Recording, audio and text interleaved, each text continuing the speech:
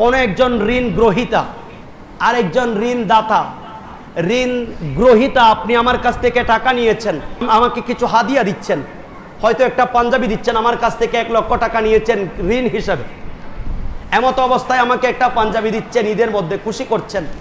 রাসূলুল্লাহ বলছেন এটা নিষেধ, দেওয়া যাবে না, গ্রহণ করা যাবে না। এমনকি ওই ঋণ গ্রহীতা ঋণ নিয়ে আপনার কাছ থেকে একটা গাড়ি ক্রয় করেছে, এই ঋণ এর বিনিময়ে আপনি তার গাড়িতে করে যাচ্ছেন, সেই ভাড়াটা নেয় নাই, এটাও নাজায়েজ। রাসূলুল্লাহ নিষেধ করেছেন। ঋণ গ্রহীতা ঋণ দাতাকে কোনো উপহার দেওয়া যাবে। ইমামে আজম আবু হানিফা রাহমাতুল্লাহ আলাইহি এক ব্যক্তিকে ঋণ দিলেন কিছু টাকা, তার খবরাখবর নেওয়ার জন্য উনি গেলেন, দেখেন তাকওয়া কাকে বলে। ইমামে আজম আবু হানিফা রাহমাতুল্লাহ আলাইহি ওই মানুষের জন্য অপেক্ষা করছেন যাকে ঋণ দিয়েছেন। উনি আসতে একটু দেরি হচ্ছে, প্রচন্ড গরম পড়ছে। এমন সময় ইমামে আজম আবু হানিফা রাহমাতুল্লাহ আলাইহি চাইলেন ওনার ঘরের মধ্যে যে দেওয়াল আছে দেওয়ালের ছায়ায় একটু দাঁড়ানোর জন্য। এটা যদিও বা জায়েজ, তারপরে ইমামে আজমের তাকওয়া, উনি সাধারণ কোনো মানুষ নয়, আমরা মুসলিম উম্মার ইমাম।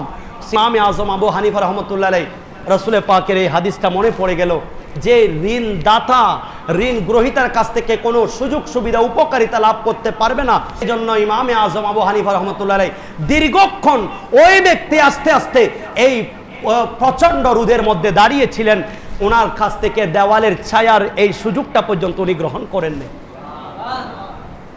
এভাবে জীবন অতিবাহিত করেন, আপনার সম্পদে বরকত হবে।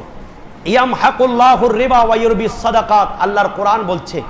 তোমরা মনে করছো সুদ খেলে টাকা বেশি বাড়ে, সুদের ইন্টারেস্টে তোমার দিন বদিন তরক্কি হচ্ছে মনে করছো, আর সাদকার মাধ্যমে তোমার সম্পদ মসজিদ মাদ্রাসায় দিলে, গরিব দুঃখীদেরকে দিলে তুমি গরিব হয়ে যাচ্ছ এরকম মনে করছো, যাকাত দিলে তুমি তোমার টাকা কমে যাচ্ছে মনে করছো। আল্লাহ বলছেন এই অতিরিক্ত যারা খাচ্ছ সুদ, এটা তোমার সম্পদকে ধ্বংস করে দেয়। আর এই যে 1 টাকা 2 টাকা 500 টাকা 100 টাকা দিচ্ছ, এগুলির কারণে আল্লাহ তোমার সম্পদ বৃদ্ধি করে দেন। এখন আল্লাহর কথা শুনবেন নাকি বান্দার কথা শুনবেন? আল্লাহ আমাদেরকে হেফাজত করুক। এরকম একটা মাসালা হচ্ছে যে শুধুমাত্র ফরজ নামাজের জন্য আজান দিবে, অন্য কোনো নামাজের মধ্যে আজান নেই। কোনো নাবালেগ আজান দিলে আজানটা শুদ্ধ, তবে অন্ধ সেও যদি আজান দেয় আজান শুদ্ধ হবে যদি উনি ওয়াক্ত সম্পর্কে ওনার ধারণা থাকে যে এখন জোহরের সময়, এখন ফজরের সময়, ওনার এটা পরিপূর্ণ থাকে। যদিও বা অন্ধ আজান দেয় হয়ে যাবে। বেউজু, উজু ছাড়া আজান দিলে এটা মাকরু, এটা দেওয়াটা উচিত নয়। কেউ আজান দিচ্ছেন এমত অবস্থায় উজু চলে গেছে বা পাগল হয়ে গেছে, বেহুশ হয়ে গেছে, আরেকজন এসে অথবা সুস্থ হওয়ার পরে ওই ব্যক্তি অথবা অন্য কেউ এসে আজান দিতে পারবে, অন্য কেউ দিতে পারবে, উনি এসে আবার আজান দিতে পারবে। অতি নিম্ন স্বরে ছোট্ট করে আজান দিয়েছে, কেউ শুনে নাই, আজান আবার দিতে হবে।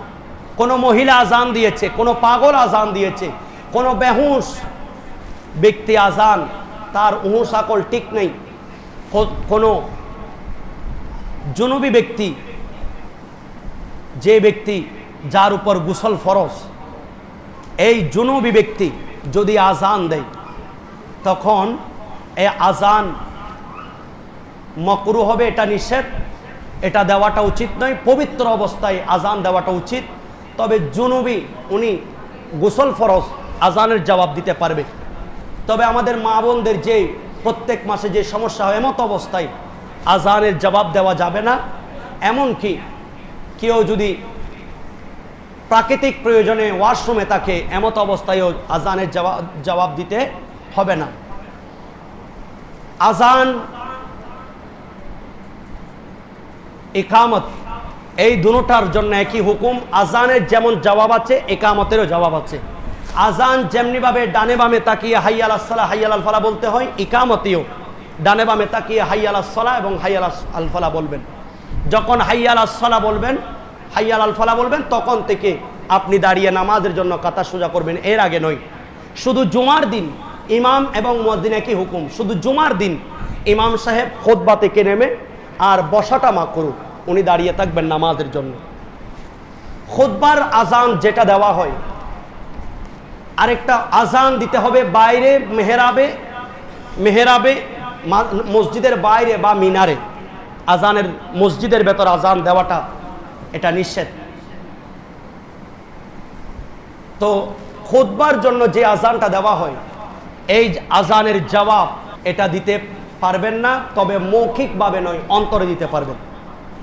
আমরা এমনি অন্যান্য আজানের যেভাবে জবাব দিই সেইভাবে নয়, এমনি মনে মনে ইশারা ইঙ্গিতের মাধ্যমে আপনি আজান দিতে পারবেন, আজানের জবাবটা দিতে পারবেন, সাল্লাল্লাহু আলাইহি সাল্লাম পড়তে পারবেন। এটা কারণ অনেকে মাকরু বলেছেন, এটা অনেকে নিষেধ বলেছেন। তো আজানের ক্ষেত্রে এগুলি খেয়াল রাখবেন। আরেকটা হচ্ছে